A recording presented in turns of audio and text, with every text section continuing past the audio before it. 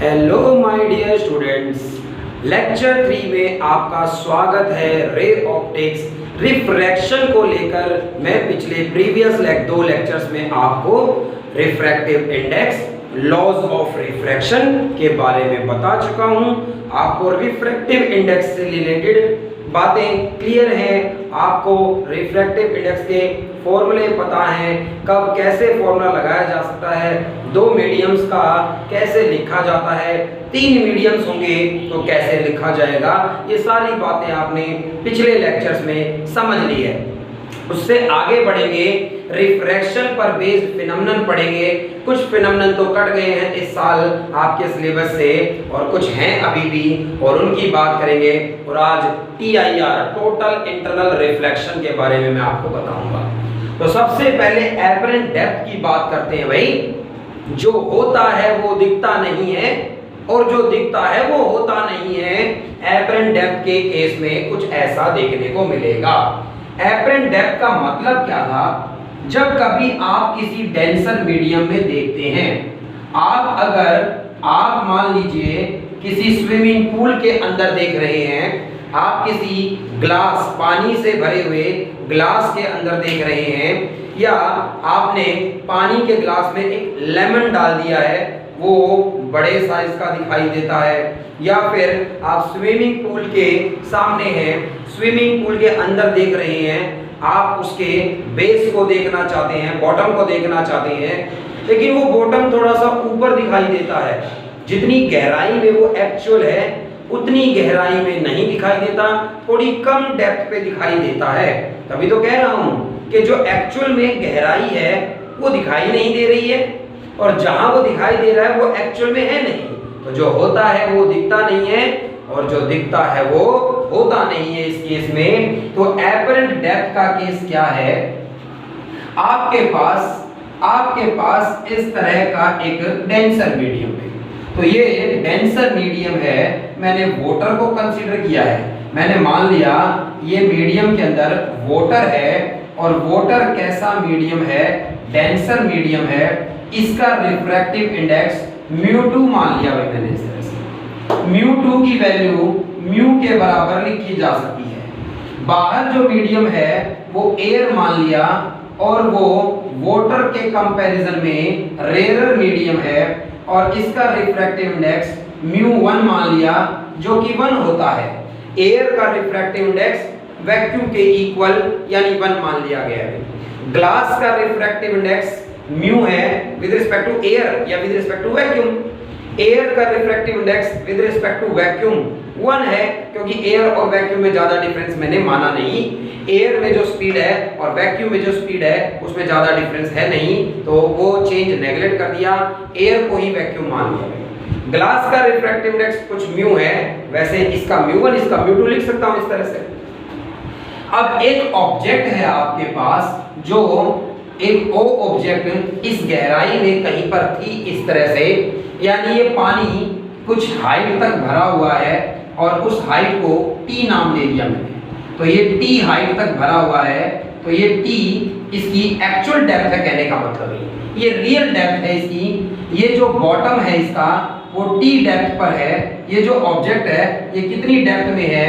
T depth में है, तो ये रियल डेप्थ इसकी T है। लेकिन आपको ये इतनी गहराई में दिखाई नहीं देगा भाई। क्यों नहीं दिखाई देगा? इस ऑब्जेक्ट से, भाई आप बाहर कहीं हैं, आप एयर में बाहर से ऑब्जर्व कर रहे हैं, तो ऑब्जर्वर कहां पर है? रेयर मीडियम में। ऑब्जेक्ट कहां पर है? डेंसर मीडियम में। लाइट डेंसर मीडियम से रेयर में जाएगी। एक रे तो मैंने कंसीडर करी जो बिल्कुल सीधी गई है इस तरह से। एक रे तो मैंने ये कंसीडर करी जो बिल्कुल सीधी बाहर चली गई है, जो नॉर्मल है इस इंटरफेस पर, तो ये किसी भी डायरेक्शन में नहीं बेंड होगी भाई। इसका एंगल ऑफ इंसिडेंस 0 है, इसका एंगल ऑफ रिफ्रैक्शन भी 0 है। तो ये वाली रे सीधी चली गई इस तरह से, ए पॉइंट था ये, मान लीजिए इस तरह से। उसके बाद एक रे थोड़ी ऑब्लिकली मैंने कंसीडर करी, तो ये वाली जो रे ऑब्लिकली आई है ये किस डायरेक्शन में जाएगी, इसको समझने के लिए आपको इस पॉइंट पर एक नॉर्मल डाल लेना चाहिए। तो आपने इस पॉइंट पर एक नॉर्मल डाल लिया। ये पहले वाली जो रे है ये खुद एक नॉर्मल है भाई, जो ये पहले वाली रे थी ये खुद एक नॉर्मल थी, इसलिए सीधी चली गई। ये जो थोड़ी ऑब्लिकली आई है इस डायरेक्शन में, तो एक रे ऊपर की तरफ गई है, ये एक ये ऑब्लिकली जो आई है इस डायरेक्शन में, तो ये यहाँ पर ये नॉर्मल के साथ इसका बनाया गया एंगल ऑफ इंसिडेंस कहलाएगा। ये लाइट डेंसर मीडियम से रेयर में जाना चाहती है, थोड़ा नॉर्मल से अवे चली जाएगी, नॉर्मल से अवे चली जाएगी, और नॉर्मल के साथ बनाया गया एंगल ऑफ रिफ्रैक्शन कहलाएगा, एंगल ऑफ रिफ्रैक्शन कहलाएगा। और ये पॉइंट यहाँ पर बी पॉइंट कहलाया, ये पॉइंट यहाँ पर ए पॉइंट कहलाया। भाई ये दोनों रेस, एक जो बिल्कुल सीधी चली गई है और एक जो ये थोड़ी ऑब्लिक चली गई है, ये बहुत क्लोज है। अगर आप स्विमिंग पूल के अंदर देख रहे हैं तो ये रेज आपकी आईज में पहुंचेगी, और हमारी आंख का एपर्चर तो छोटा सा है भाई, हमारी आंख का जो एपर्चर है, ये जो प्यूपिल है जिसमें से लाइट एंटर कर रही है, ये तो बहुत छोटा सा है। तो जितनी भी लाइट्स आ रही हैं वो बहुत क्लोज हैं, वो बहुत क्लोज हैं। ये ए बी डिस्टेंस तो बहुत छोटा सा है इस तरह से, तो ये बहुत क्लोज है, ये दोनों रेस बहुत ही क्लोज है इस तरह से।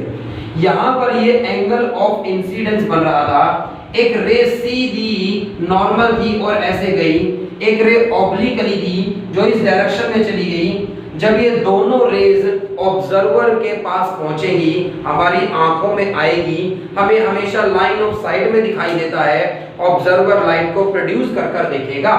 ऑब्जर्वर ने ये लाइट सीधी देखी, आई होगी इस तरह से कहीं से, और इस वाली लाइट को प्रोड्यूस कर देखा भाई।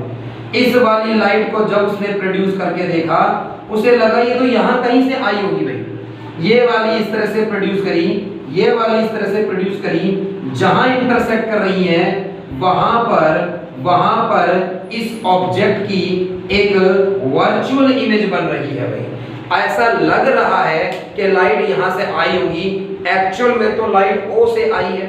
ऑब्जेक्ट यहां रखी हुई है, उसकी एक इमेज दिखाई देती है हमें यहाँ पर, और ये वर्चुअल इमेज है, डॉटेड लाइन बन गई, स्क्रीन पर नहीं दिखेगी। ये वर्चुअल इमेज दिख रही है, तो ऑब्जेक्ट थोड़ी नीचे है लेकिन इसकी एक इमेज दिखाई देती है हमें ऊपर, और ये एपरेंट पोजीशन हो जाती है। तो ये रियल डेप्थ कौन है? ए ओ क्या है? इसकी रियल डेप्थ है, एक्चुअल में जो गहराई है वो ए ओ है, और ये टी डेप्थ पर है। लेकिन ए आई हमें दिखाई कितने डिस्टेंस पर देता है? ए आई डिस्टेंस पर दिखाई देता है। तो एपरेंट डेप्थ इसकी कितनी हो जाती है? एपरेंट डेप्थ इसकी ए आई हो जाती है, कि एक्चुअल में ए ओ गहराई है, डेप्थ ए ओ है, लेकिन आपको ए आई पर दिखाई देगा, और ये इसकी एपरेंट डेप्थ होगी भाई। इतनी डेप्थ पर आपको दिखाई दे रहा है, कम डेप्थ पर दिखाई देता है। कभी भी स्विमिंग पूल में बहुत ध्यान से उतरना चाहिए। जो ऊपर से आपको दिखाई दे रहा है वो एक्चुअल सरफेस नहीं है, आपको लगेगा इतनी गहराई नहीं है, और आप जब जंप करोगे आपके पैर नीचे नहीं टिकेंगे और आप पानी में हिलते रहेंगे, इस तरह से डूब जाएंगे अगर आपको स्विमिंग नहीं आती है तो आप कभी भी इस भ्रम में ना आए भाई। जितनी एक्चुअल में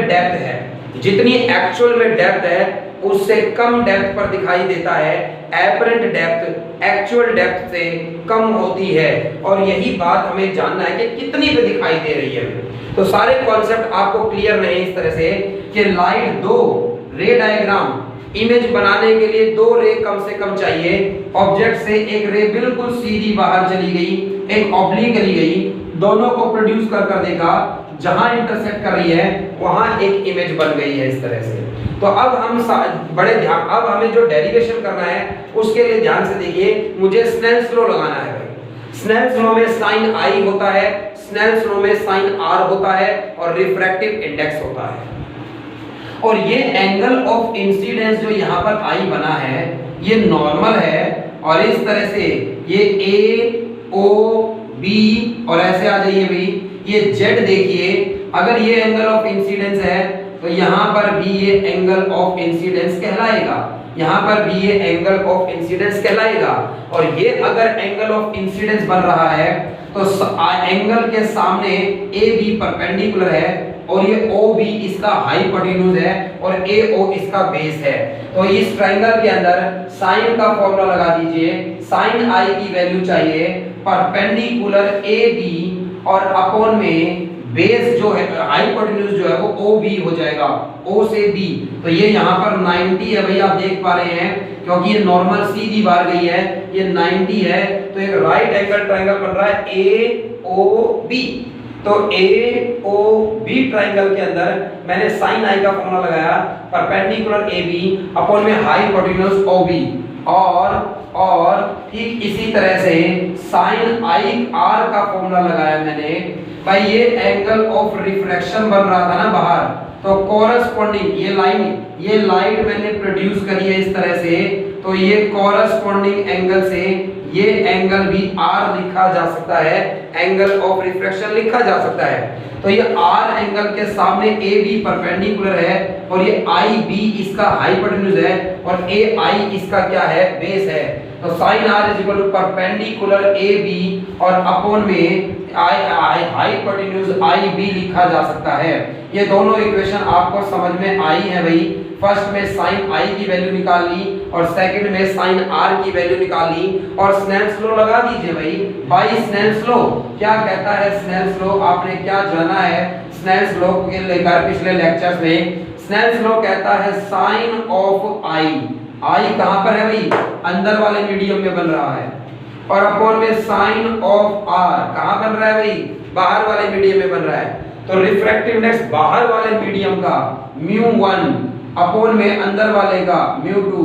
तो ये रिफ्रैक्टिव इंडेक्स लिखा 1 का with respect to second game, और साइन आई अपॉन में sine R is equal to air का रिफ्रैक्टिव इंडेक्स 1 है और ये डेंसर मीडियम वाटर है, ग्लास है, जो कुछ भी है, इसका रिफ्रैक्टिव इंडेक्स म्यू नाम दे दिया गया भाई। इस तरह से कुछ ऐसे म्यू नाम दे दिया गया इसको कुछ, और ऐसे नेमिंग करने के बाद, ऐसे इसका नाम रखने के बाद साइन आई की वैल्यू फर्स्ट इक्वेशन से, साइन आर की वैल्यू सेकंड इक्वेशन से रख दीजिए। Sine I A B, sine I को ए बी, साइन आई को क्या लिखा जा सकता है? A B. Sine I A B upon में ओ बी लिखा जा सकता है, और साइन आर को ए बी अपॉन में आई बी लिखा जा सकता है इज इक्वल टू 1 अपॉन में म्यू। ए बी से ए बी कैंसिल हो जाएगा, आई बी ऊपर चला जाएगा, ए बी डिनोमिनेटर में आ जाएगा, और ऐसा होगा तो आई बी ऊपर है अपॉन में ओ बी नीचे है, और इज इक्वल टू 1 अपॉन में म्यू। भाई आई बी अपॉन में O B is nearly equal to, मैंने कहा था कि ए और बी पॉइंट्स बहुत ही क्लोज हैं इन डिस्टेंस के कम। स्विमिंग पूल की जो गहराई है उसके कंपैरिजन में आपके आंख का एपर्चर तो बहुत छोटा सा है भाई, इसीलिए ए बी बहुत छोटा है। तो इस ट्रायंगल का जो ओ बी हाइपोटेन्यूज है वो ए ओ बेस के इक्वल, ये तो बहुत छोटा है भाई। इस तरह से कोई ट्रायंगल जब होता है जिसका ये परपेंडिकुलर बहुत छोटा सा है, तो इसके हाइपोटेन्यूज को और इसके बेस को बराबर माना जा सकता है, कोई खास डिफरेंस नहीं है भाई इसके अंदर। तो ओ बी को, ओ से बी के इस डिस्टेंस को मैंने ए ओ लिख दिया है, और आई पहले आई बी की बारी है, ऊपर आई बी है, तो आई बी का मतलब ये वाला आई बी और ये ए आई के इक्वल लिखा जा सकेगा, तो नियरली इक्वल टू ए आई, और ये O से B का जो डिस्टेंस है ये AO के अबाउट लिख दिया भाई मैंने, अप्रोक्सीमेशन है ये, और 1 अपॉन में म्यू। ये AI जो है और अपॉन में AO जो है ये 1 अपॉन म्यू के इक्वल आ गया। ये AI क्या है? ये AI क्या है आप देख पाएंगे, AI is equal to AO upon में म्यू। ये AI क्या है भाई? एपरेंट डेप्थ है। ये AI क्या है? एपरेंट डेप्थ है, और ये AO क्या है? रियल डेप्थ है। AO एक्चुअल में जो डेप्थ है रियल डेप्थ है, और AI क्या है? एपरेंट डेप्थ है, जितने पे आपको दिखाई दे रहा है, और divided by refractive index, divided by refractive index. जितना ज्यादा रिफ्रैक्टिव इंडेक्स होगा, जितना ज्यादा ये डेंसर मीडियम होगा, जितना ज्यादा इसका रिफ्रैक्टिव इंडेक्स होगा, उतना ही ज्यादा ऊपर दिखाई देगी ये, एपरेंट डेप्थ उतनी ही कम होगी भाई। जितना ज्यादा इसका रिफ्रैक्टिव इंडेक्स होगा उतनी ज्यादा ऊपर दिखाई देगी ये।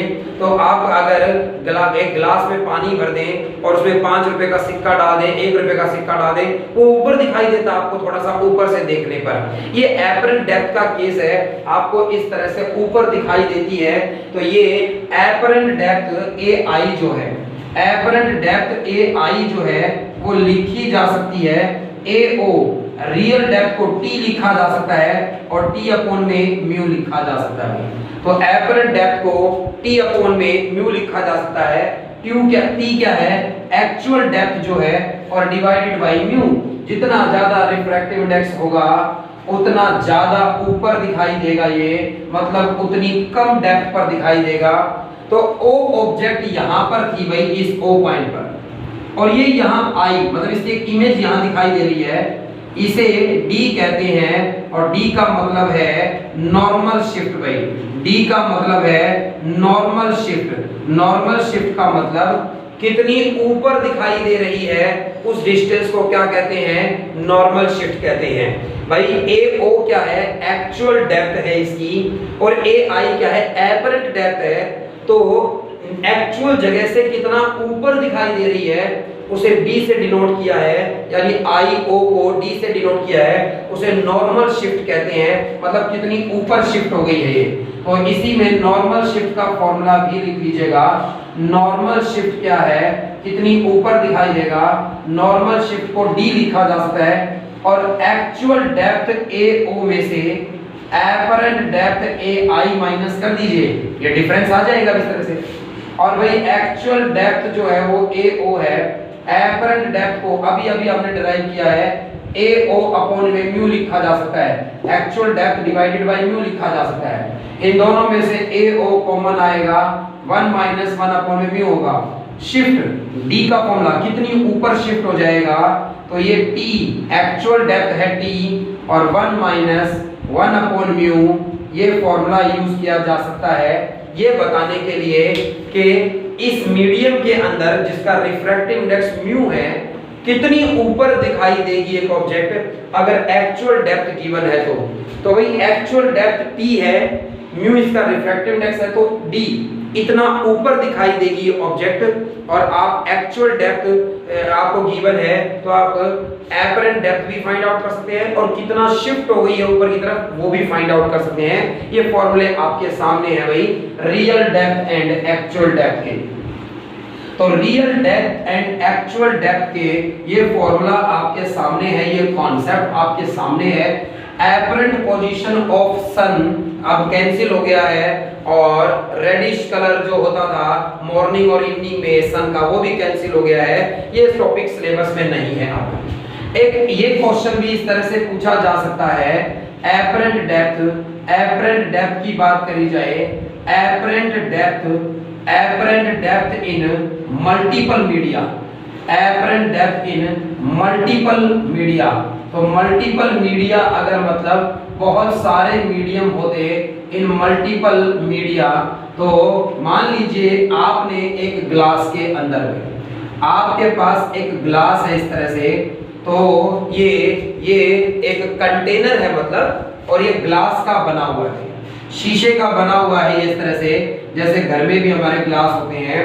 तो इसका बेस ग्लास का है, इसका बेस ग्लास का है इस तरह से, जिसका रिफ्रैक्टिव इंडेक्स μ1 है, और इसकी जो ये थिकनेस है वो कितनी है? T1 है। यानी ये एक ऑब्जेक्ट अगर नीचे होगी इस तरह से, ऊपर से देखोगे तो आपको ये ऑब्जेक्ट थोड़ी ऊपर दिखाई देगी, शिफ्ट हो जाएगी ड्यू टू रिफ्रैक्शन फिनोमेनन के कारण। फिर इस ग्लास के अंदर कुछ T2 हाइट तक भाई क्या किया गया, इसी ग्लास के अंदर कुछ T2 हाइट तक, मान लीजिए कोई दूसरा मीडियम डाल दिया गया, अभी वाटर हो सकता है, तो ये कोई और मीडियम आ गया है भाई, मीडियम 2 हो गया, इसका रिफ्रैक्टिव इंडेक्स μ2 है। और इसके बाद मान लीजिए इसके बाद ये पानी हो सकता था, फिर इसके अंदर ऑयल भर दिया गया। अभी आपको तो पता है ऑयल पानी के ऊपर ही रहेगा, तो ये मीडियम 3 है इस तरह से कोई, और इसका रिफ्रैक्टिव इंडेक्स μ3 है और इसकी जो डेप्थ है वो t3 है इस तरह से। तो एक से ज्यादा मीडियम भर दिए जाएं अगर कभी इस तरह से, एक से ज्यादा मीडियम भर दिए जाएं अगर कभी इस तरह से, नीचे एक मीडियम है T1 उसकी थिकनेस है, रिफ्रैक्टिव इंडेक्स μ1 है, T2 इसकी थिकनेस है, μ2 इसका रिफ्रैक्टिव इंडेक्स है, T3 इसकी थिकनेस है, μ3 इसका रिफ्रैक्टिव इंडेक्स है। तो ये तीनों ने ऊपर से जब आप देखोगे, ऊपर से जब कोई ऑब्जर्वर देखेगा इसको, यहाँ बैठकर कोई ऑब्जर्व करेगा तो ये ऑब्जेक्ट जो है वो तीनों के कारण मिलकर थोड़ी ऊपर दिखाई देगी भाई, शिफ्ट हो जाएगी। जितनी एक्चुअल डेप्थ है, एक्चुअल डेप्थ कितनी है T1 plus T2 plus T3, तीनों को जोड़िए एक्चुअल डेप्थ है, लेकिन इतनी डेप्थ में दिखाई नहीं देगी आपको, थोड़ा ऊपर दिखाई देगी क्योंकि तीनों ने ही इसे शिफ्ट किया होगा थोड़ा थोड़ा भाई। तो टोटल शिफ्ट कितना हो जाएगा भाई, सीधा फॉर्मूला लगाइए भाई, D1 पहले वाले के कारण थोड़ा शिफ्ट हुई होगी प्लस दूसरे के कारण तीसरे। ऐसा कुछ नहीं सोचना कि पहले इसके लिए फॉर्मूला लगाऊंगा और देखूं कहां पर इमेज बनेगी, फिर दूसरे ऐसे नहीं सोचना। टोटल आपको बताना कहां शिफ्ट हो जाएगी, ये कितनी ऊपर दिखाई देगी नीचे से, फिर एपरेंट डेप्थ निकालनी है तो टोटल में से शिफ्ट को माइनस कर देना। शिफ्ट का फॉर्मूला लिख रहा हूं भाई, टोटल शिफ्ट कितना होगा, पहले मीडियम की शिफ्ट लिखी जा सकती है T1 into 1 minus 1 upon में μ1, अभी फॉर्मूला पढ़ा भी, शिफ्ट का फॉर्मूला है एक्चुअल डेप्थ 1 minus 1 upon में refractive index plus T2 actual depth है दूसरे की 1 minus 1 upon में μ2 और प्लस T3 एक्चुअल डेप्थ तीसरे की और 1 minus 1 upon में μ3। तो इन सब को मिलाकर ऐड करने पर टोटल शिफ्ट मिलेगी आपको। ये तीनों ने मिलकर कितना ऊपर शिफ्ट कर दिया है इसको, तीनों ने मिलकर कितना ऊपर शिफ्ट किया होगा इसको। टोटल डेप्थ में से शिफ्ट को माइनस करोगे तो एपरेंट डेप्थ पता चल जाएगी आपको। तो ये फॉर्मूला न्यूमेरिकल के लिए आपके काम आएगा, ये फॉर्मूला न्यूमेरिकल में आपके काम आएगा। तो न्यूमेरिकल्स में ये आपके काम आने वाला है, ये फॉर्मूला न्यूमेरिकल्स में आपके काम आएगा ये फॉर्मूला आपके लिए। तो ये एपरेंट डेप्थ का कॉन्सेप्ट था। एपरेंट डेप्थ के इस कॉन्सेप्ट में हमने जाना कि किसी डेंसर मीडियम में रखी ऑब्जेक्ट को जब आप देख रहे हैं बाहर रेयर मीडियम से, तो वो एक्चुअल पोजीशन पर नहीं दिखाई देती, आपको कहीं और दिखाई देती है। तो कितनी ऊपर दिखाई देती है, कहां दिखाई देती है, ये कॉन्सेप्ट हमने पढ़ा। ऐसे नॉलेज के लिए आप पढ़ सकते हो, जब अंदर से एक फिश बाहर खड़े एक आदमी को देख रही होगी तो उसकी हाइट उसे ज्यादा दिखाई देगी। हम अगर अंदर पानी तालाब के अंदर एक फिश है या कोई भी जानवर है, कोई भी जीव है इस तरह का पानी का, वो बाहर किसी इंसान को देख रहा है, किसी भी ऑब्जेक्ट को, किसी पोल को, तो उसे ज्यादा हाइट का दिखाई देगा। ये सब रिफ्रैक्शन के फिनोमेनन है, ट्विंकलिंग ऑफ स्टार्स, बट ये अभी इतने इंपॉर्टेंट नहीं रहे, ये नहीं इस तरह से, सिर्फ एपरेंट डेप्थ का ही इंपॉर्टेंट है जो आपसे पूछा जाएगा यहाँ से। और अब सीधा आते हैं भाई मेन फॉर्मूले। भाई यहाँ से क्वेश्चन 101% पूछा जाएगा आपसे, यहां से तो 101% आपसे क्वेश्चन जरूर पूछा जाएगा। और इस टॉपिक का नाम है टोटल इंटरनल रिफ्लेक्शन। इस फिनोमेनन का नाम है टोटल इंटरनल रिफ्लेक्शन। इसका नाम आपने 10वीं क्लास में कभी सुना होगा, जब आपको रेनबो के बारे में बताया गया होगा, जब आपको डिस्पर्जन का नेचुरल फिनोमेनन बताया गया होगा, रेनबो बनता है इस तरह से। टोटल इंटरनल रिफ्लेक्शन को शॉर्ट में TIR भी कहा जा सकता है। टोटल इंटरनल रिफ्लेक्शन को शॉर्ट में TIR भी कहा जा सकता है।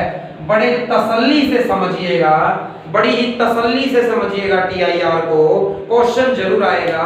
अगर यहां से डायरेक्ट क्वेश्चन नहीं आया तो इस कॉन्सेप्ट को प्रिज्म में जोड़ दिया जाएगा और प्रिज्म से बहुत बेहतरीन क्वेश्चन पूछे जा सकेंगे। मैं कराऊंगा आपको बहुत बेहतरीन तरीके से। टोटल इंटरनल रिफ्लेक्शन की बात हो रही है, तो टोटल इंटरनल रिफ्लेक्शन की अगर बात करी जाए, तो टोटल इंटरनल रिफ्लेक्शन की जब बात आई है यहाँ पर, तो टोटल इंटरनल रिफ्लेक्शन कैसा फिनोमेनन है भाई, मैं आपको ये बता दूं कि इसकी नेसेसरी कंडीशन क्या है। मैं इसकी डेफिनेशन बताऊंगा आपको, मैं बहुत सारे फिनोमेनन आपको इसको बताऊंगा, मैं इसकी डेफिनेशन अभी बोलूंगा, लेकिन उससे भी ज्यादा इंपॉर्टेंट क्या है, नेसेसरी कंडीशंस भाई। इसकी नेसेसरी कंडीशंस पर ध्यान दीजिएगा सबसे पहले, फिर इसकी डेफिनेशन पर आएंगे, फिर बहुत सारी बातें बताऊंगा, फिर फॉर्मूला बताऊंगा, एप्लीकेशन बताऊंगा, क्या इसकी एप्लीकेशन है। बहुत बेहतरीन फिनोमेनन है भाई। सबसे पहली बात ये आई है, सबसे पहली बात इसके अंदर ये पूछी गई है, मैं इसकी डेफिनेशन भी बोलूंगा, मैं समझाऊंगा ये क्या होता है। तो टोटल इंटरनल रिफ्लेक्शन एक फिनोमेनन है जिसकी दो नेसेसरी कंडीशंस है। ये फिनोमेनन तब होगा, नंबर एक बात, लाइट जब डेंसर से रेयरर जा रही होगी। लाइट अगर रेयरर मीडियम से डेंसर जा रही है, टीआईआर की कोई बात नहीं करेगा भाई, कोई टीआईआर को बीच में नहीं लेकर आएगा। अगर लाइट रेयरर मीडियम से डेंसर में जा रही है तो टीआईआर जैसा कभी कुछ नहीं होगा भाई। अगर लाइट डेंसर से रेयरर जा रही है, ये पहली कंडीशन है, लाइट डेंसर से रेयरर जाएगी तब टीआईआर होने की संभावना होगी। पहली कंडीशन क्या है, नेसेसरी कंडीशंस आपसे पूछी जाएंगी, नेसेसरी कंडीशंस आपसे पूछी जाएंगी। अभी तक मैंने इसकी डेफिनेशन भी नहीं बताई, मैंने ये भी नहीं बताया ये फॉर्मूला क्या है, किस तरह का फिनोमेनन है, लेकिन मैं कह रहा हूं नेसेसरी कंडीशन ऑफ टीआईआर। तो आप बिल्कुल तरीके से समझेंगे भाई, मैं जानता हूं आपको क्या समझाने की जरूरत है। पहले तो सभी बच्चे ये जानेंगे कि नेसेसरी कंडीशंस में पहली नेसेसरी कंडीशन क्या है, light must travel from denser to rarer medium में। ये फिनोमेनन तभी होगा जब लाइट डेंसर मीडियम से रेयरर में जाना चाहती है। तो पहली नेसेसरी कंडीशन ये है कि light must travel from denser to rarer medium. Light must travel from denser to rarer medium. Light must travel from denser to rarer medium. तो light must travel from denser to rarer medium. पहली necessary condition को समझिए, light का denser से rarer जाना जरूरी है। Light का डेंसर मीडियम से रेयरर मीडियम में जाना जरूरी है। एक और इंपॉर्टेंट बात है भाई, जब ये लाइट डेंसर से रेयरर जा रही है तो जो एंगल ऑफ इंसिडेंस होगा वो एक एंगल है, क्रिटिकल एंगल, उससे बड़ा होना चाहिए। मैं सब बता दूंगा अभी आपको, बिल्कुल भी जो है वो बिल्कुल भी टेंशन में मत आइएगा कि क्या है, सारी चीजें एक एक कर कर समझ में आएगी। आपको सबसे पहले ये कहा गया, light must travel from denser to rarer medium. Light denser से रेयरर जानी चाहिए, पहली बात तो। और दूसरी बात, angle of incidence, angle of incidence must be greater than, angle of incidence must be greater than, angle of incidence must be greater than critical angle। angle of incidence की वैल्यू critical angle से ज्यादा होनी चाहिए। Angle of incidence की value critical angle से ज्यादा होनी चाहिए। ये क्रिटिकल एंगल क्या है, तो इसकी क्रिटिकल एंगल की कुछ वैल्यू होगी। मान लीजिए क्रिटिकल एंगल 30 से ज्यादा है, तो 30 से ज्यादा होगा जब भी angle of incidence TIR phenomenon हो जाएगा भाई। तो ये सारी बातें जानेंगे। अभी क्या है ये मैं बताऊंगा आपको। तो पहली बात भाई, टोटल इंटरनल रिफ्लेक्शन एक फिनोमेनन है, टीआईआर कह सकता हूं उसे। सबसे पहले मैंने ये बताया आपको नेसेसरी कंडीशंस क्या होंगी, जरूरी चीजें क्या हैं, ये कब होगा फिनोमेनन, इसके लिए दो बातें सबसे ज्यादा जरूरी हैं। नंबर एक बात, light must travel from denser to rarer medium, और दूसरी बात, angle of incidence must be greater than critical angle. Angle of incidence must be greater than critical angle. अब मैं फिनोमेनन के बारे में समझा देता हूं ये होता क्या है, फिर ये दोनों नेसेसरी कंडीशन भी आपको समझ में आ जाएगी और आप जान जाएंगे ये क्रिटिकल एंगल क्या है, मैं क्या आपको बताना चाह रहा हूं। टीआईआर, टोटल इंटरनल रिफ्लेक्शन में लाइट डेंसर मीडियम से रेयरर मीडियम की तरफ जानी चाहिए थी। लाइट डेंसर मीडियम से रेयरर मीडियम की तरफ जाना चाहती थी। एक डेंसर मीडियम कंसीडर किया, एक डेंसर मीडियम कंसीडर किया। कोई तालाब मान लीजिए, कोई स्विमिंग पूल कंसीडर कर लीजिए। आपके घर में टब होगा, टब में पानी भर दीजिए, टब में पानी भर दीजिए। तो इस तरह का क्या करिए, एक डेंसर मीडियम कंसीडर करिए। तो ये इस तरह का एक डेंसर मीडियम कंसीडर करिए। तो ये डेंसर मीडियम वाटर हो सकता है। मान लिया मैंने ये डेंसर मीडियम वाटर है भाई, तो ये डेंसर मीडियम है। ये डेंसर क्यों है भाई वाटर? क्योंकि बाहर मैंने एयर कंसीडर करी है, बाहर रेयरर मीडियम कंसीडर किया है जिसका रिफ्रैक्टिव इंडेक्स μ1 है जो कि 1 के इक्वल रहेगा, जिसका रिफ्रैक्टिव इंडेक्स μ2 है जो सिंपल म्यू लिखा जा सकता है जब बाहर एयर है। तो दो मीडियम है, एक का रिफ्रैक्टिव इंडेक्स μ1 है, एक का μ2 है, एक रेयरर है एक डेंसर है। एयर का 1 ही मान लिया तो इसका म्यू लिख दिया भाई मैंने इस तरह से। अब डेंसर मीडियम हो गया, रेयरर मीडियम हो गया। मोस्ट इंपोर्टेंट बात तो ये है, मोस्ट इंपोर्टेंट बात तो ये है कि यहां पर एक ऑब्जेक्ट कंसीडर करिए भाई।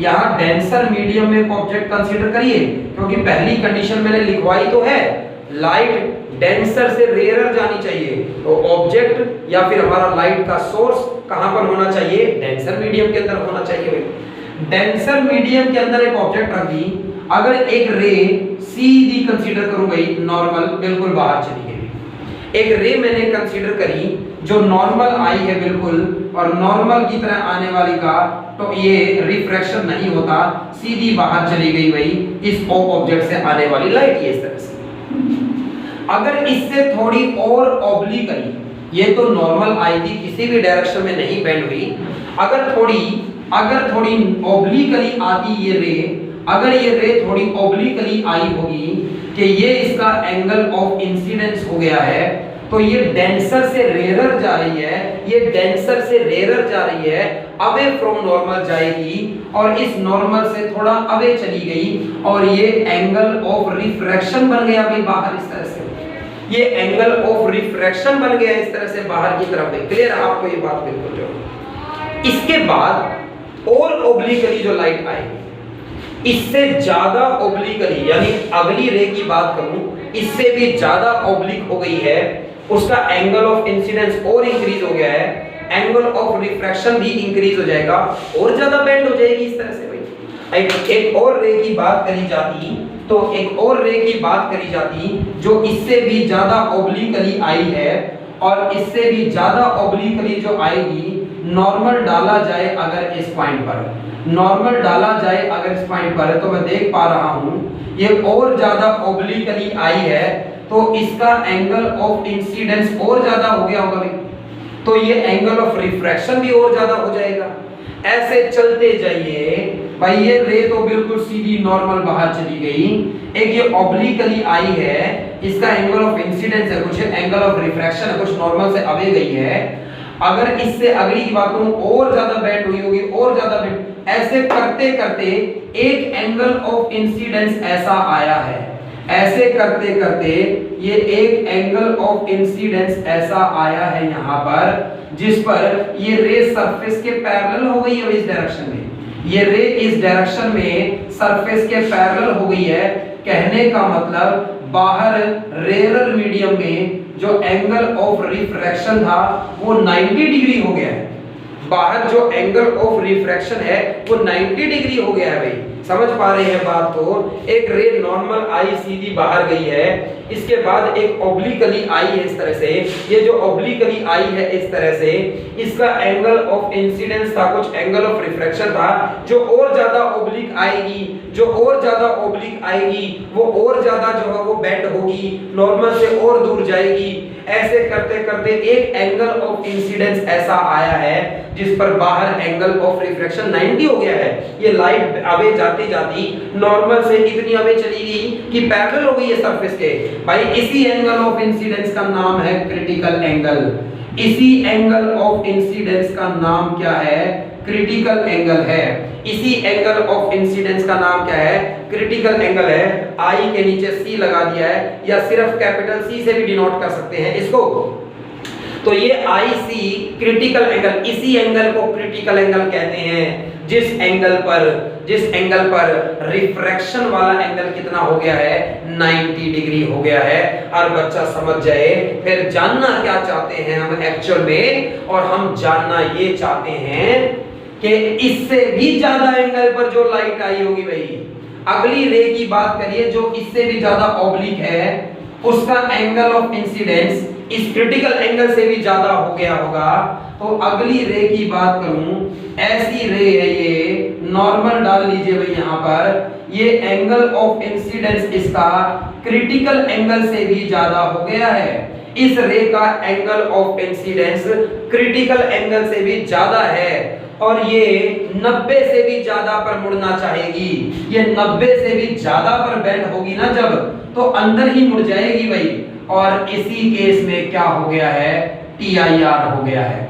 इसी केस में क्या हो गया है, टोटल इंटरनल रिफ्लेक्शन हो गया है। समझिएगा डायग्राम को बड़े ध्यान से, समझ में आएगा आपको TIR क्या होता है। ऑब्जेक्ट से एक लाइट अगर सीधी बाहर चली गई है वो इस तरह से, इसके बाद एक ऑब्लिकली आई जो नॉर्मल से थोड़ी आगे चली गई, इससे आगे वाली और ज्यादा बेंड हो जाती भाई। ऐसे करते करते एक angle of incidence denser medium में ऐसा है जिसके लिए angle of refraction rarer medium में 90 हो गया है, लाइट सरफेस के पैरेलल चली गई है भाई। इससे भी ज्यादा एंगल पर जो लाइट आएगी 90 से ज्यादा मुड़ना चाहेगी, अंदर ही मुड़ जाएगी। बिना किसी मिरर के रिफ्लेक्शन कर दिया भाई मैंने, कोई मिरर नहीं था भाई। यहाँ डेंसर से रेयरर लाइट जाना चाहती थी लेकिन जा नहीं पाई। क्यों? क्योंकि दो कंडीशंस को कंप्लीट कर रही है ये लाइट में। ये सारी लाइट डेंसर से रेयरर जा रही है, बट ये पहली लाइट, दूसरी लाइट, तीसरी लाइट, ये दूसरी कंडीशन पूरी नहीं कर रही, क्रिटिकल एंगल से ज्यादा नहीं है। और ये ब्लू वाली लाइट को देखिएगा, ब्लू रे जो मैंने बनाई है आपको अलग अलग दिखाने के लिए, इस केस में angle of incidence critical angle से ज्यादा है, ये डेंसर से रेयरर भी जाना चाहती है, दोनों कंडीशंस कंप्लीट कर रही है, अंदर ही बेंड हो जाएगी ये, इसी मीडियम में वापस आ गई। इसी फिनोमेनन को TIR कहते हैं, टोटल इंटरनल रिफ्लेक्शन हो गया, अंदर ही रिफ्लेक्ट हो गई है। इसी फिनोमेनन को TIR टोटल इंटरनल रिफ्लेक्शन कहा जाता है भाई। तो सभी बच्चों को नेसेसरी कंडीशंस क्लियरली समझ में आई। TIR यहां देखकर समझ में आया होगा भाई। सबसे पहले मैंने टोटल इंटरनल रिफ्लेक्शन की जो बात चलाई है, मैं TIR की डेफिनेशन बताऊंगा आपको। मैंने TIR में आपको नेसेसरी कंडीशंस बता दी है कि क्या कंडीशन जरूरी है। Light must travel from denser to rarer medium, angle of incidence must be greater than critical angle, तब एक ऑब्जेक्ट का क्या हो जाएगा, TIR। तो ये कैसा फिनोमेनन है, ये कैसा फिनोमेनन है TIR भाई। तो TIR की डेफिनेशन क्या बन सकती है, इट इज द फिनोमेनन इन विच, क्या इसकी डेफिनेशन बन सकती थी, it is the phenomenon in which, it is the phenomenon in which, it is the phenomenon in which, it is the phenomenon in which a ray of light, a ray of light, it is the phenomenon in which a ray of light traveling from denser to rarer, traveling from denser to rarer medium at an angle greater than critical angle, at an angle greater than critical angle, at an angle of incidence, at an angle of incidence greater than critical angle, greater than critical angle is reflected back, is reflected back in a denser medium, is reflected back in denser medium, is reflected back in denser medium. It is the phenomenon in which a ray of light traveling from denser to rarer medium at an angle of incidence greater than critical angle is reflected back in the denser medium. तो भाई ये एक ऐसा phenomenon है जिसमें denser से rarer जाने वाली एक लाइट जिसका angle of incidence critical angle से ज्यादा हो गया है, उसे वापस डेंसर मीडियम में रिफ्लेक्ट कर देगा। ये ऐसा फिनोमेनन है TIR, टोटल इंटरनल रिफ्लेक्शन का। बात आई क्रिटिकल एंगल को कैसे डिफाइन करूंगा। टोटल इंटरनल रिफ्लेक्शन की डेफिनेशन आ गई और टोटल इंटरनल रिफ्लेक्शन की डेफिनेशन में किसी क्रिटिकल एंगल की बात करी गई है। उस क्रिटिकल एंगल को कैसे डिफाइन करूं। क्रिटिकल एंगल वो एंगल ऑफ इंसिडेंस है डेंसर मीडियम का जिसके लिए angle of refraction rarer medium में 90 हो गया है। तो मैं क्रिटिकल एंगल को कैसे डिफाइन करूं। It is the angle of incidence, It is the angle of incidence. It is the angle of incidence in denser medium. It is the angle of incidence in denser medium. It is the angle of incidence in denser medium for which it is the angle of incidence in denser medium for which angle of refraction, for which angle of refraction, for which angle of refraction in rarer medium, for which angle of refraction in rarer medium is 90 degree, is 90 degree. Angle of incidence को कैसे define करूं, angle of incidence को कैसे define करूं, angle of incidence, angle of incidence sorry critical angle को कैसे define करूं, critical angle को कैसे डिफाइन करूं कि ये वो एंगल ऑफ इंसिडेंस है डेंसर मीडियम का जिसके लिए angle of refraction rare medium में कितना हो गया है, 90 डिग्री हो गया है। भाई तीन कॉन्सेप्ट आपको पूरी तरह से समझ में आ गए होंगे, तीन कॉन्सेप्ट आपको पूरी तरह से समझ में आ गए होंगे। टीआईआर होता क्या है, टीआईआर की नेसेसरी कंडीशन क्या है और क्रिटिकल एंगल क्या होता है। तो वो एंगल ऑफ इंसिडेंस जिसके लिए एंगल ऑफ रिफ्रैक्शन 90 डिग्री हो जाए उसे क्रिटिकल एंगल कहेंगे। और इससे भी ज्यादा एंगल पर जब लाइट आएगी, इससे भी ज्यादा एंगल पर जब लाइट आएगी उस वक्त टीआईआर हो जाएगा। तो दो नेसेसरी कंडीशंस हैं, फिनोमेनन की डेफिनेशन हो गई और टीआईआर में क्रिटिकल एंगल की बात हो गई। अब बात अभी फॉर्मूले की कि जब इसके न्यूमेरिकल्स आएंगे तो फॉर्मूला क्या यूज किया जाएगा, इसके फॉर्मूले में क्या क्या क्या इसके न्यूमेरिकल्स में फॉर्मूला यूज किया जाएगा। अक्सर ऐसा पूछा जाएगा आपसे कि कितना एंगल होना चाहिए कि टीआईआर हो जाए, रिफ्रैक्टिव इंडेक्स गिवन है, कुछ इस तरह की बात है। ये एक ऐसी कंडीशन है जब R 90 हो गया है तो ये कंडीशन वो मिनिमम कंडीशन है जो जब तक लाइट बाहर जा रही है। इस क्रिटिकल एंगल से ज्यादा एंगल होते ही लाइट अंदर ही बेंड हो गई, मतलब टीआईआर हो गया। तो बस इसी पर्टिकुलर फिनोमेनन पर बात कर लेंगे। फॉर्मूला क्या यूज में आएगा, फॉर्मूला क्या यूज में आएगा इसके न्यूमेरिकल्स करने के लिए। तो भाई पहली बात हो by Snell's law, Snell's law का यूज कर लीजिए। स्नेल्स लॉ कहता है sine of I, sine of I, I अंदर बन रहा है, divided by sine of R, R बाहर बन रहा है एयर में। तो बाहर वाले का रिफ्रैक्टिव इंडेक्स लिखूंगा एयर का μ1 और अपॉन में μ2 भाई। sin i upon sin r is equal to refractive index of 1 with respect to किसके, सेकंड के। भाई मैं आपको बता दूं ये ऐसे भी लिखा जा सकता था, मैं ऐसे लिखता था sin i अपॉन में sin r, तो बाहर वाले का एयर का यानी μ1 लिखना है विद रिस्पेक्ट टू किसके, सेकंड के। और इसी को क्या लिखा जा सकता है 1 का और डिवाइडेड बाय किसका भी, सेकंड का। रिफ्रैक्टिव इंडेक्स ऐसा पढ़ा है आपने भाई इस तरह से। और sin i upon sin r is equal to ये लिखा जा सकता है sin i अपॉन में sin r is equal to बाहर एयर का रिफ्रैक्टिव इंडेक्स 1 है और जो भी ये डेंसर मीडियम इसका कुछ म्यू है लेट कर दीजिए। when i is equal to, when i is equal to ic लिख सकते हो भाई, या फिर आप c से डिनोट कर सकते हो क्रिटिकल एंगल को। जब angle of incidence critical angle के बराबर हो जाएगा, एंगल ऑफ रिफ्रैक्शन उस वक्त 90 डिग्री हो जाएगा। ये कंडीशन लगा लीजिए इसके अंदर। जब angle of incidence critical angle के इक्वल हो जाएगा तो r 90 डिग्री हो जाएगा। इस फॉर्मूले में i की जगह c लिख दीजिए और r की जगह तो 90 डिग्री लिख दीजिए और बराबर 1 अपॉन में म्यू के है इस तरह से, इक्वल टू 1 अपॉन म्यू है इस तरह से। और आप ये देख पाएंगे, आप ये बात देख पाएंगे अब यहाँ पर क्या आपको दिख जाएगा, क्या प्रूव हो जाएगा, साइन c मतलब sine of critical angle, sine of critical angle sine 90 पे तो 1 होता है भाई और इज इक्वल टू 1 अपॉन में म्यू, साइन 90 पे 1 हो गया। ये रिलेशन आ गई है साइन ऑफ क्रिटिकल एंगल में और म्यू रिफ्रैक्टिव इंडेक्स में। अगर आपको रिफ्रैक्टिव इंडेक्स गिवन है, अगर आपको रिफ्रैक्टिव इंडेक्स गिवन है इस मीडियम का, तो ये फॉर्मूला लगाकर आप ये जान सकते हैं कि क्रिटिकल एंगल की वैल्यू कितनी होगी भाई, क्रिटिकल एंगल की वैल्यू कितनी होगी, या क्रिटिकल एंगल गिवन है तो म्यू बता सकते हैं। फॉर एग्जांपल आपसे पूछा जाए what will be the critical angle भाई, क्रिटिकल एंगल की वैल्यू क्या होगी, what will be the critical angle for a medium, for a medium of refractive index is equal to √2।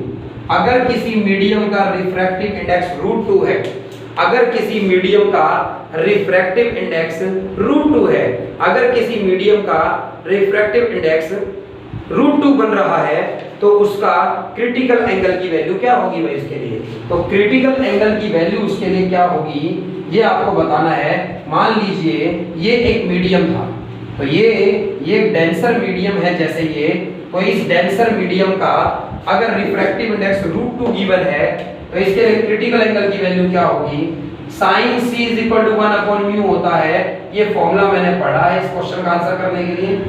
sin c की value जाननी है, रिफ्रैक्टिव इंडेक्स √2 गिवन है भाई। 1/√2 sin की वैल्यू कब होती है? 45 डिग्री पर होती है। यानी जो 45 डिग्री पर लाइट आई होगी, जिस लाइट का एंगल ऑफ इंसिडेंस 45 डिग्री रहा होगा, वो तो सरफेस के पैरेलल हो जाएगी।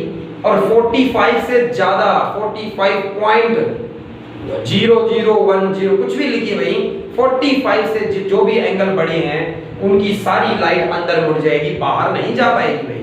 तो यहां तक ये लाइट है जो बाहर जाएगी ऑब्जर्वर के पास, इसके बाद की लाइट नहीं जाएगी अंदर। तो ये TIR का फिनोमेनन है भाई। तो ये TIR का फिनोमेनन है। टोटल इंटरनल रिफ्लेक्शन का की डेफिनेशन क्या थी ये बताइए आपको। क्रिटिकल एंगल क्या होता है, नेसेसरी कंडीशंस क्या है TIR के होने के लिए, नेसेसरी कंडीशंस क्या है TIR के होने के लिए, और इस फिनोमेनन को आप बड़े अच्छे से समझ गए हैं। तो TIR टोटल इंटरनल रिफ्लेक्शन क्या है, क्रिटिकल एंगल क्या है, नेसेसरी कंडीशंस क्या है, फॉर्मूला क्या बनकर आया है, जो न्यूमेरिकल्स करने में आपको यूज आएगा। NCERT का न्यूमेरिकल करिएगा जिसमें एक डिस्क का क्वेश्चन पूछा गया है कि कितने एरिया में आप देख पाएंगे किसी ऑब्जेक्ट को, ऐसा कुछ क्वेश्चन करिएगा। TIR की एप्लीकेशंस बहुत सारी हैं, TIR की एप्लीकेशंस बहुत सारी हैं, TIR की एप्लीकेशंस बहुत सारी हैं। Applications of TIR, applications of TIR। तो TIR की एप्लीकेशन बहुत है। क्या क्या एप्लीकेशन है भाई? नंबर 1 बात स्पार्कलिंग ऑफ डायमंड, नंबर 1 बात स्पार्कलिंग ऑफ डायमंड। डायमंड की स्पार्कलिंग जो होती है वो भी TIR फिनोमेनन पर बेस्ड है। स्पार्कलिंग ऑफ डायमंड, डायमंड क्यों स्पार्कल करता है, डायमंड क्यों चमकता है? ड्यू टू TIR भाई। पहली बात तो डायमंड एक ऐसा मटेरियल है जिसका रिफ्रैक्टिव इंडेक्स बहुत ज्यादा है, 2.42 होता है। डायमंड का रिफ्रैक्टिव इंडेक्स बहुत हाई होता है, 2.42 होता है, जिसके कारण फॉर्मूला भी पढ़ा आपने, sin c = 1/μ। म्यू की वैल्यू बहुत ज्यादा होती है, इसलिए क्रिटिकल एंगल की वैल्यू छोटी होती है। डायमंड का क्रिटिकल एंगल 24.4 डिग्री का है, यानी बहुत छोटा है क्रिटिकल एंगल। यानी एक बार जो लाइट एंटर कर जाएगी, वो जब बाहर आएगी तो अक्सर उसका एंगल 24 से ग्रेटर है, तो उसका TIR होता रहेगा अंदर ही में। क्रिटिकल एंगल की वैल्यू बहुत छोटी है डायमंड के लिए, तो किसी फेस से लाइट एंटर तो कर गई, लेकिन अंदर ऐसी शेप बनाई गई है उसको इस तरह से सरफेसेस को कट किया जाता है डायमंड के, कि ज्यादातर लाइट अंदर TIR होता रहे। बहुत सारी लाइट अंदर ही इकट्ठी हो जाती है। किसी फेस से मौका मिलता है लाइट को बाहर आने का। देखिए, अगर कांस्टेंट लाइट आ रही है इस तरह से बल्ब की तरह, तो वो आपको दिखाई दे रहा है पॉइंट ऑब्जेक्ट की तरह, स्पार्कल नहीं कर रहा है। लेकिन अगर मान लीजिए लाइट किसी ऑब्जेक्ट जैसे डायमंड के अंदर कांस्टेंट लाइट नहीं आ पाती इस तरह से, किसी एज से लाइट बाहर आएगी, दूसरे एज से थोड़ी लाइट आ जाएगी, उसके हर फेस से लाइट बाहर नहीं आ रही। कभी किसी टी टाइम पर कोई लाइट को ऐसा मौका मिल गया कि क्रिटिकल एंगल से कम एंगल पर बाहर आना चाहती थी, वो डेंसर से रेयर में आना चाहती है, अंदर से बाहर आना चाहती है, और उसका क्रिटिकल एंगल से छोटा है एंगल ऑफ इंसिडेंस, उसका TIR नहीं हो, वो बाहर आ गई। तो कहीं किसी एज से किसी फेस से लाइट बाहर आ पाती है, और इसीलिए जब किसी कोने से लाइट आपको दिखाई दे रही है तो वो स्पार्कलिंग है, वो चमकता हुआ दिखाई दे रहा है आपको, कांस्टेंट लाइट नहीं आ रही है उससे। तो स्पार्कलिंग ऑफ डायमंड की जब बात आई है, तो स्पार्कलिंग ऑफ डायमंड में आप लिखेंगे कि refractive index of diamond, refractive index of diamond is high and critical angle is small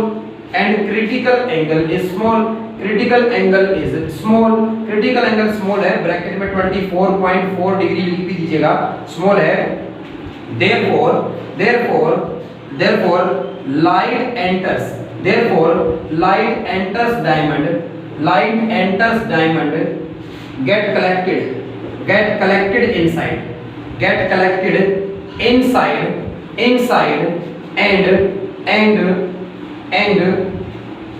and comes out through few edges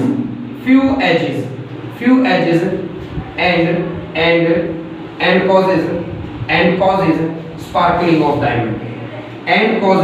sparkling of diamond तो ये देखने को मिलेगा आपको कि TIR होता रहता है और इस TIR के कारण डायमंड क्या करता है, स्पार्कल करता है, डायमंड इस तरह से चमकता है। दूसरी एप्लीकेशन की बात करूंगा भाई, मैं एक दूसरी एप्लीकेशन की बात करूंगा आपके सामने। दूसरी एप्लीकेशन बड़ी ही इंटरेस्टिंग एप्लीकेशन है भाई, दूसरी एप्लीकेशन बड़ी ही इंटरेस्टिंग है, इसे कहा जाता है भाई मिराज। दूसरी मिराज को हिंदी में मृग तृष्णा कहा जाता है, तो इसे हिंदी में मृग तृष्णा कहा जाता है भाई, तो इसे हिंदी में मृग तृष्णा भी कहा जाता है। मैंने ऐसे ही लिख दिया भाई मेरी नॉलेज के अकॉर्डिंग। तो मृग तृष्णा का मतलब, अगर आप हॉट समर डेज में, बहुत गर्मियों के टाइम में, बहुत गर्मी के टाइम में जब धूप बहुत तेज है, आप गाड़ी में जा रही हैं, सड़क पर आपको आगे ये लगता है कि जैसे सड़क पर पानी भरा हुआ है, पानी इकट्ठा हो रखा है, आपकी गाड़ी वहां पहुंचती है, वो पानी और आगे दिखाई देता है। वहां पानी था नहीं, सन की एक इमेज दिखाई दे रही थी नीचे, हमें ऐसा लगता है जैसे तालाब में सन की इमेज दिखाई देती है, तो सनलाइट हमें तालाब के सरफेस पर सनलाइट गिरती है, हमें चमकता हुआ दिखाई देता है सरफेस। ऐसे ही सड़क पर चमकीला सा कुछ दिखाई दे रहा था, हमें लग रहा था वहां पानी भरा हुआ है, पानी जैसा आभास हमें होता है, क्योंकि सन की एक इमेज बन रही थी वहां पर।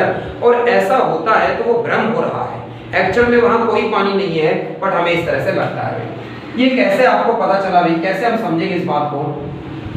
पहली बात, हॉट समर डेज में होता है ऐसा, यानी सड़क पर हो सकता है जब आप गाड़ी में जा रहे हैं, या फिर ऐसा हो सकता है जब आप रेगिस्तानी इलाके में कहीं जा रहे हैं। तो रेगिस्तानी इलाके में आप कहीं जा रहे हैं, क्योंकि वहां पर धूप बहुत होती है, गर्मी बहुत होती है, टेम्परेचर बहुत होता है। और किसी ट्री को कंसीडर करिए, ये कोई ट्री है भाई इस तरह से, तो यहाँ पर रेगिस्तानी इलाके में इस तरह से कोई पेड़ है, ग्रीन बनाया भाई मैंने, बिल्कुल ट्री है ये। कोई भी ऑब्जेक्ट हो सकती है, अभी मैंने ट्री कंसीडर किया है, और कोई भी ऑब्जेक्ट हो सकती है इस तरह से। तो ये ट्री है, इस तरह से एक ऑब्जेक्ट है ये। और आप ये ध्यान दीजिएगा इस बात पर कि क्या हो जाता है भाई एक्चुअल में। देखिए जो ये हॉट समर डेज की बात करूं, तो यहाँ पर ये जो लेयर है बहुत ज्यादा हॉट हो गई है भाई, तो धरती बहुत गर्म हो जाती है दिन के समय में रेगिस्तानी इलाके में या हाईवेज पर। तो इसके आसपास की जो एयर है, वो इसके आसपास की जो एयर है उसका टेम्परेचर भी बहुत हाई हो जाता है इस तरह से। तो थोड़ी ऊपर जो एयर होगी वो इतनी हॉट नहीं होगी, ऐसे ऊपर जाने पर टेम्परेचर क्या होता जा रहा था भाई, कम होता जा रहा था इस तरह से। ऊपर जाने पर टेम्परेचर कम होता जा रहा है, तो ये मैं कह सकता हूँ हॉट एयर है, उसके बाद भाई लेस हॉट है इस तरह से, और फिर भाई इस तरह से डिक्रीज होती जा रही है भाई। तो ये लेस हॉट होती जा रही है ऊपर से, सबसे नीचे जो है वो हॉट एयर है, और इससे ऊपर की जो एयर है वो थोड़ी कम हॉट होगी भाई, क्योंकि हीट बहुत एब्जॉर्ब कर लिया अर्थ ने। तो अर्थ के कांटेक्ट में जो एयर है उसका टेम्परेचर ज्यादा होगा, और ऊपर जाने पर टेम्परेचर क्या होता जा रहा है, डिक्रीज होता जा रहा है। ऊपर जाने पर टेम्परेचर क्या होता जा रहा है, डिक्रीज होता जा रहा है। तो भाई ज्यादा हॉट एयर रेयरर मीडियम है, और कोल्ड एयर या लेस हॉट कैसा मीडियम है भाई, डेंसर। तो नीचे जो मीडियम है ना वो हॉट होने के कारण रेयरर की तरह है, और ऊपर जब आप जाओगे तो ऊपर की एयर ज्यादा डेंसर होती जा रही है, क्योंकि उसका टेम्परेचर कम है। ये स्पष्ट आपके सामने भाई वैक्यूम है, वैक्यूम से ज्यादा डेंसर, मतलब वैक्यूम से रेयरर तो कोई नहीं, तो वैक्यूम के बाद डेंसर मीडियम है एयर। एयर में हॉट एयर है तो रेयरर है, कोल्ड एयर है तो डेंसर है। तो टेम्परेचर कम होने पर रेयरर है, सॉरी टेम्परेचर कम है तो टेम्परेचर कम है तो डेंसर है, टेम्परेचर ज्यादा है तो रेयरर। तो नीचे की एयर डेंसर की रेयरर की तरह काम कर रही है, ऊपर की एयर डेंसर मीडियम की तरह काम कर रही है। और इस ट्री से लाइट आई होगी इस तरह से, तो अलग अलग डायरेक्शन में गई है, ऊपर भी गई है, इधर भी गई है। तो ये इस तरह से जो रे इसकी नीचे की तरफ गई होगी भाई, जो रे नीचे की तरफ गई होगी उनकी बात करूं तो ये नीचे जाने पर एयर कैसी होती जा रही है, रेयरर, यानी ये लाइट डेंसर से रेयरर जा रही है, ये लाइट डेंसर से रेयरर जा रही है। टीआईआर की पहली कंडीशन को क्या कर रही है, ओबे कर रही है, पहली कंडीशन को फॉलो कर रही है, पहली कंडीशन पूरी कर रही है। डेंसर से रेयरर जाएगी तो नॉर्मल की तरफ बेंड, नॉर्मल से अवे जाएगी, थोड़ा बाहर की तरफ बेंड हो जाएगी, बाहर की तरफ बेंड होती गई। एक टाइम ऐसा आया इसका एंगल ऑफ इंसिडेंस बढ़ता जा रहा था, और इसका एंगल ऑफ इंसिडेंस यहाँ पर क्रिटिकल एंगल से ज्यादा हो गया और इसका टीआईआर हो गया, ये ऊपर की तरफ मुड़ गई भाई। अब ये रेयरर से डेंसर जा रही है, नॉर्मल की तरफ अवे जाएगी, नॉर्मल से अवे। तो ये पहले ऐसे मुड़ती गई इस तरह से, यहाँ इस पॉइंट पर टीआईआर हो गया, फिर ऊपर की तरफ मुड़ गई। और अगर कोई ऑब्जर्वर था इस तरह से यहाँ पर, अगर कोई ऑब्जर्वर यहाँ पर था, मान लीजिए ऊंट पर बैठकर एक ऑब्जर्वर आ रहा था भाई, तो मान लीजिए ऊंट बड़ा ही मस्त जानवर है भी रेगिस्तान का, तो इस कैमल पर बैठकर कोई ऑब्जर्वर आ रहा था, या खुद कैमल आ रहा है भाई, खुद कैमल देख रहा है इसे, मान लीजिए। तो कैमल जब इसको देख रहा है तो कैमल की आईज में या किसी आदमी की आईज में ये जो लाइट पहुंची है, हमें तो लाइन ऑफ साइट में दिखाई देता है। आप अगर गाड़ी के अंदर जा रहे हैं, ये लाइट आपकी आंखों में पहुंचेगी, आप इस लाइट को क्या करेंगे, प्रोड्यूस, आपको लगेगा यहाँ कहीं से आई होगी। तो भाई इस पेड़ की लाइट्स के साथ ऐसा हो रहा होगा, और इसीलिए इस पेड़ की एक इन्वर्टेड इमेज आपको नीचे दिखाई देगी भाई, इस पेड़ की एक इन्वर्टेड इमेज आपको दिखाई देगी इस तरह से। और ऐसा इन्वर्टेड इमेज जैसा जब आपको दिखाई दे रहा है तो हमें लगता है जैसे पानी भरा हुआ होगा भाई, एक पेड़ दिखाई दे रहा है, उसकी इमेज उल्टी दिखाई दे रही है। ऐसा तो तब होता है जब आसपास पानी भरा हुआ हो भाई, आपको इमेज दिखाई दे रही है। तो ये, और ऊपर से क्या होता है भाई, एयर मूव करती रहती है, ये मीडियम फिक्स नहीं है, एयर मूव करती रहती है। तो ये जो इमेज बन रही है भी लहराती रहेगी इस तरह से, और ये जो लहराती रहेगी इस तरह से, तो आपको ये जो वर्चुअल इमेज दिखाई दी है इस तरह से, ये वर्चुअल इमेज आपको जो दिखाई दी है इस तरह से, ये वर्चुअल इमेज इसकी जो दिखाई दी है, ऐसा लगता है कि पानी भरा हुआ है। तो ऐसा लगता है कि पानी भरा हुआ है यहाँ पर, और यही मिराज कहलाता है भाई, भ्रम हो रहा है। और इसे मृग तृष्णा क्यों कहा जाता है? इस तरह से किसी खाली जगह में हिरन पानी की तलाश में दौड़ता है, उसे लगता है वहां पानी भरा हुआ है, आगे पहुंचता है, फिर पानी, ऐसे दौड़ता रहता है भाई पानी की तलाश में। तो इसीलिए इसका नाम मृग तृष्णा हिंदी में या इंग्लिश में इसका नाम मिराज रखा गया है। और ये टीआईआर का एक फिनोमेनन है, ये टीआईआर का ये फिनोमेनन है। इस पॉइंट पर भाई टीआईआर हो गया था इसका, इस फिनोमेनन पर क्या हो गया था इसका, टीआईआर हो गया था, टीआई पर बेस्ड है। तो बाकी की एप्लीकेशंस इसकी प्रिज्म से रिलेटेड है, ऑप्टिकल फाइबर है, मैं नेक्स्ट लेक्चर में आपके लिए वो लेकर आऊंगा। टीआईआर आपको क्लियर है, मैं आपको न्यूमेरिकल्स असाइनमेंट में दे रहा हूं, आप असाइनमेंट्स करिएगा और बहुत अच्छी प्रैक्टिस इसकी करिएगा। तो अगले लेक्चर में हम इसकी अगली एप्लीकेशंस और अगले टॉपिक्स के बारे में बात करेंगे। रे ऑप्टिक्स को लेकर बड़े इंपॉर्टेंट ये चैप्टर्स हैं और बड़े बेहतरीन तरीके से हमें करने हैं। Thanks guys.